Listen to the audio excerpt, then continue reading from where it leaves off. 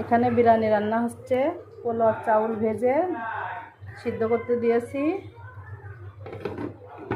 এরপরে এর ভিতরে মাংস রান্না করে দিয়ে দেব। এই যে মাংস রান্না হচ্ছে, চিকেন বিরিয়ানি। মাংস রান্না হয়ে গেলে দমে দেব।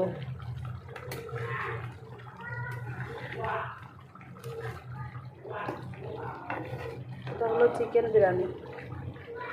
এখানে ভাত হচ্ছে, এর ভিতরে মাংসটা ঢেলে দেব। এখনই একটু পরে, আর 2 মিনিট পরে দমে দেব মাংস দিয়ে। এখন এর ভিতরে দেব দুধ, আগে থেকে জ্বালায় রেখেছি। আমরা বিরিয়ানিতে দুধ দিই, গরুর দুধ দিয়ে বিরিয়ানি রান্না করলে খুব মজা হয়। এখন আমি বিরিয়ানিতে মাংসটা রান্না হয়ে গেছে ঢেলে দিচ্ছি। এখন একটু নাড়াইয়ে দেবো যাতে একসাথে মিশে যায়। চাল দিয়ে আর মাংস দিয়ে একসাথে মিশাবো।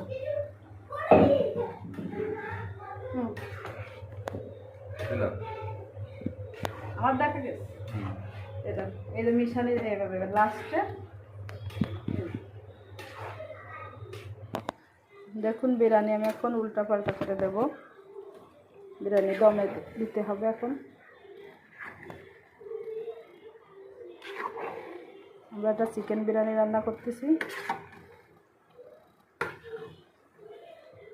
একটু নাড়িয়ে দিই ভালো করে।